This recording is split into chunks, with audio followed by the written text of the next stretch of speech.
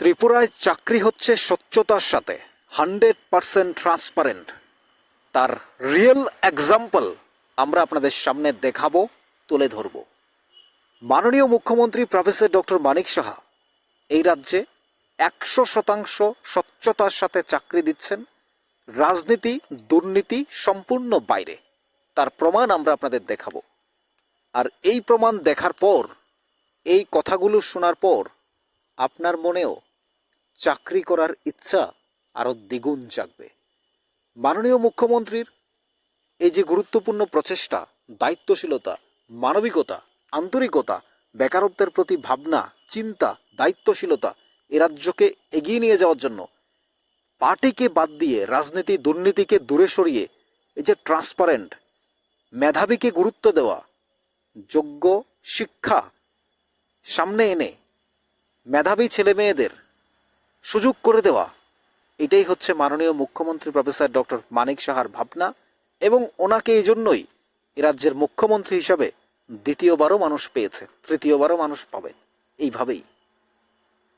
অথচ কিন্তু কিছু অতি উৎসাহী মানুষ, বিজেপির কর্মী পার্টি অফিস ভাঙছেন। কিন্তু কেন?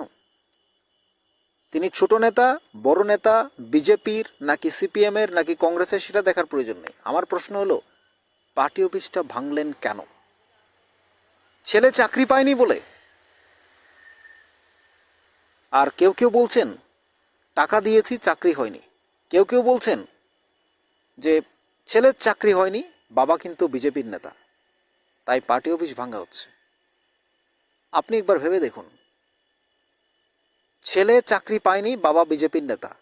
যদি এই চাকরিটা দুর্নীতিতে হতো, টাকা দিয়ে হতো, তাহলে আপনি একবার ভেবে দেখুন তো, নিশ্চয়ই চাকরিটা বিজেপির ঘরে যেত, নেতার ঘরে যেত। আপনার কাছে প্রুফ তো এটাই সবচেয়ে বড় ভাই। বিজেপির নেতা চাকরি পায়নি, অফিস ভাঙছে, ওনার ছেলে চাকরি পায়নি, তাহলে এই চাকরিটা দুর্নীতি যে হয়নি, এর চেয়ে বড় উদাহরণ আপনার আর কি প্রয়োজন আছে বলুন?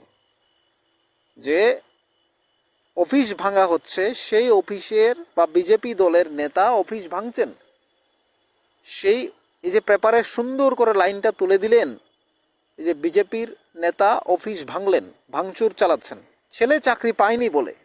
সত্যতা আমরা যাচাই করিনি, আমরা যা পেয়েছি তা তুলে ধরছি। আর এর স্বচ্ছতা যাচাই করার দায়িত্ব আমাদের নয়, পার্টির, সরকারের, বিচার বিভাগের, আদালতের, তাদের, জনগণের, সাধারণ মানুষের। এ দায়িত্ব আমাদের নয়।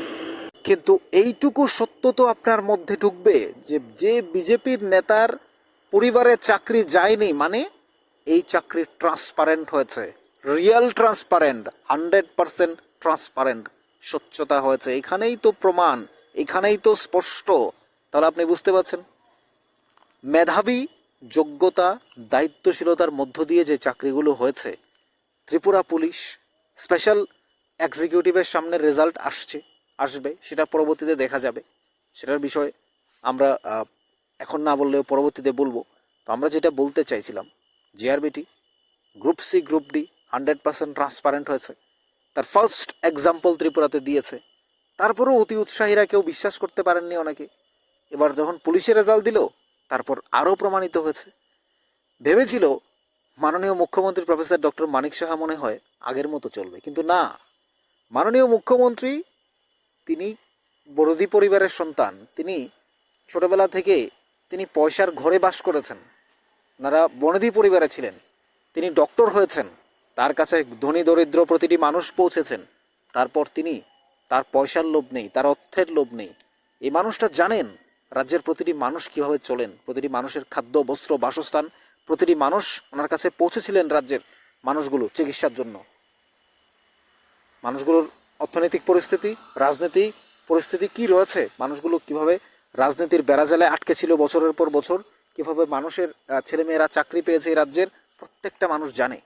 মাননীয় মুখ্যমন্ত্রী প্রফেসর ডক্টর মানিক সাহা এগুলো বুঝেছেন, বিচার বিশ্লেষণ করেছেন। তাই উনি বুঝতে পেরেছেন যে এই রাজ্যে শিক্ষিত, বেকার, দায়িত্বশীল, যোগ্যতা সম্পন্ন, মেধাবী ছেলে মেয়েদের চাকরি দিতে হবে। কারোর হাত ধরে নয়, কারোর পায়ে ধরে নয়, কাউকে টাকা দিয়ে নয়। তাহলে এই মুখ্যমন্ত্রীকে তো মানুষ চাইবে। যখন পুলিশ কনস্টেবলের রেজাল্ট দিল, কেউ খুশি, কেউ হাসছে, কেউ কাঁদছে, হতে পারে।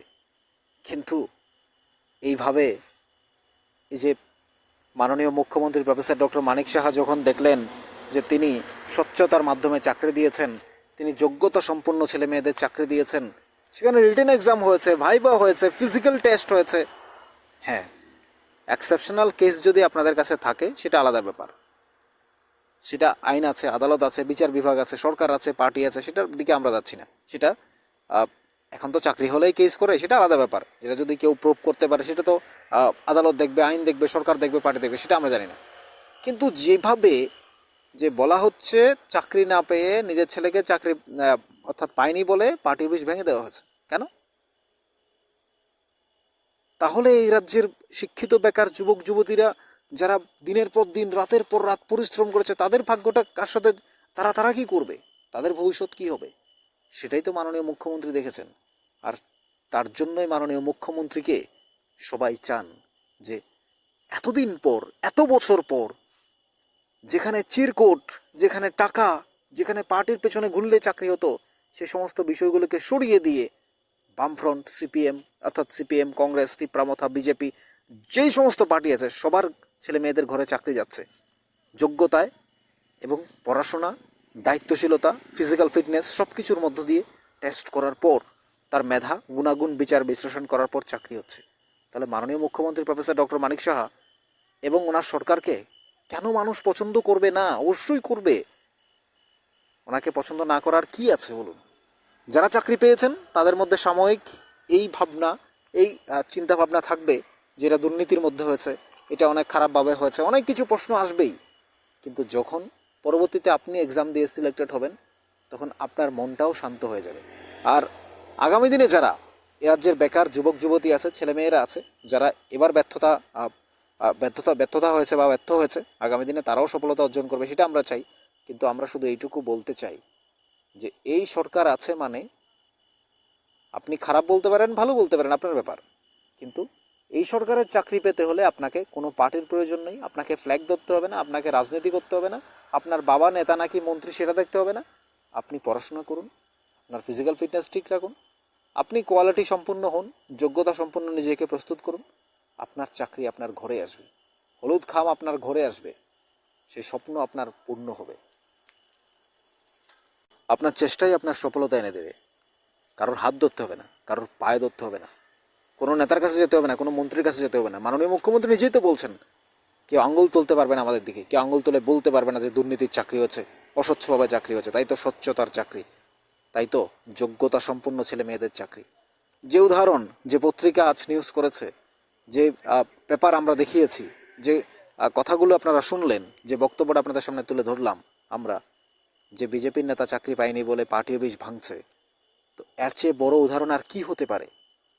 চাকরি যে স্বচ্ছভাবে হয়েছে, এর চেয়ে বড় প্রমাণ আপনার কি প্রয়োজন আছে আর?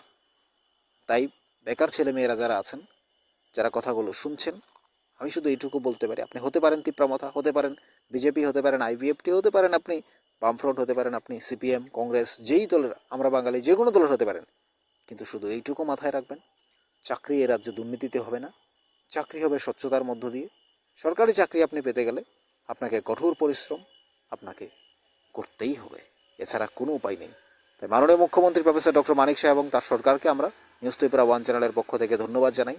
কারণ ওনার দায়িত্বশীলতা, নিবিড় মানবিকতা এবং ওনার উচ্চশিক্ষাকে গুরুত্ব দেওয়া এবং মেধাবী ছেলে মেয়েদের কর্মসংস্থানে এগিয়ে আসা এবং পার্টি, রাজনীতি সব কিছুকে দূরে সরিয়ে দুর্নীতিকে বাদ দিয়ে স্বচ্ছভাবে চাকরি দেওয়ার জন্য আমরা ধন্যবাদ জানাই।